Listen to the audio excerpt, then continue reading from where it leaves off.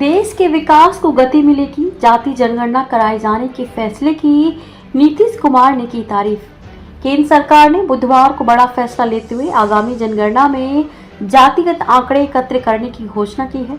इस फैसले का बिहार के मुख्यमंत्री नीतीश कुमार ने गर्मजोशी से स्वागत करते हुए कहा कि ये कदम लंबे समय से लंबित एक जरूरी मांग को पूरा करता है और देश के विकास में अहम भूमिका निभाएगा।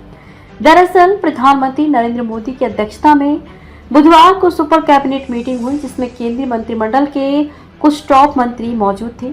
इसमें जाति जनगणना समेत कई अहम फैसले लिए गए। मीटिंग के बाद केंद्रीय मंत्री अश्विनी वैष्णव ने प्रेस ब्रीफिंग में बताया कि आने वाली जनगणना में जातियों की गणना भी कराई जाएगी। नीतीश कुमार ने सोशल प्लेटफॉर्म एक्स पर लिखा, जाति जनगणना कराने का केंद्र सरकार का फैसला स्वागत योग्य है। जाति जनगणना कराने की हम लोगों की मांग पुरानी है। ये बेहद खुशी की बात है कि केंद्र सरकार ने जाति जनगणना कराने का निर्णय किया है।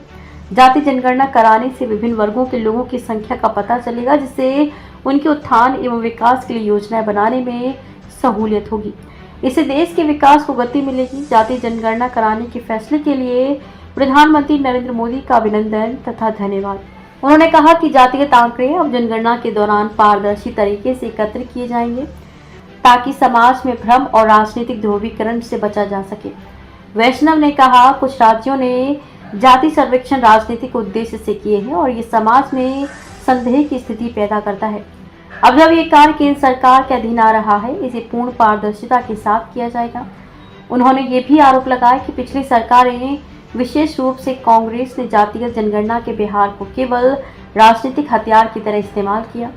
उन्होंने कहा कि 2010 में तत्कालीन प्रधानमंत्री मनमोहन सिंह ने लोकसभा में इस मुद्दे को मंत्रिमंडल में विचार के लिए भेजने की बात कही थी, लेकिन अंततः केवल एक सर्वे कराया गया, जिसे CECC सामाजिक, आर्थिक और जाति जनगणना कहा गया।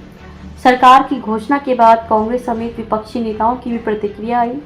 कांग्रेस प्रवक्ता पवन खेड़ा ने कहा कि सरकार तो राहुल गांधी पर समाज को जातियों में बांटने का आरोप लगा रही थी, तो क्या सरकार अब समाज को जातियों में बांटेगी? उन्होंने कहा, जो आज तक राहुल गांधी पर जातियों में बांटने का आरोप लगा रहे थे, अब वे ही इसी सरकार का मास्टर स्ट्रोक बताएंगे। उन्होंने कहा, जब आपको सरकार को मानना ही है राहुल गांधी की बात, तो विरोध ही क्यों करते हैं? ये चौथी पांचवी बार है जब राहुल गांधी की बात का पहले इन्होंने विरोध किया और फिर मान गए। या तो इन लोगों को सरकार चलानी नहीं आती। सामाजिक न्याय के लिए पहला कदम जाति जनगणना है और इसके साथ कई और कदम उठाने पड़ते हैं और उठाने चाहिए। केंद्र के फैसले पर राष्ट्रीय जनता दल के प्रमुख लालू यादव की प्रतिक्रिया है। उनका कहना है कि हम समाजवादी जैसे आरक्षण, जाति गणना, समानता, बंधुत्व, धर्मनिरपेक्षता इत्यादि 30 साल पहले सोचते हैं, उसे दूसरे लोग दशकों बाद फॉलो करते हैं। जातिगत जनगणना की मांग करने पर हमें जातिवादी कहने वालों को करारा जवाब मिला है। अभी बहुत कुछ बाकी है।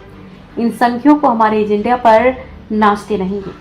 आरजेडी नेता तेजस्वी यादव ने सरकार के इस फैसले को अपनी जीत करार दिया। उन्होंने कहा, यह हमारी 30 साल पुरानी मांग थी। यह हमारी समाजवादियों और लालू यादव की जीत है। इससे पहले बिहार के सभी दलों ने प्रधानमंत्री से मुलाकात की थी, लेकिन उन्होंने हमारी मांग को अस्वीकार कर दिया था। कई मंत्रियों ने इसे इनकार किया, लेकिन ये हमारी ताकत है कि उन्हें हमारे एजेंडे पर काम करना है।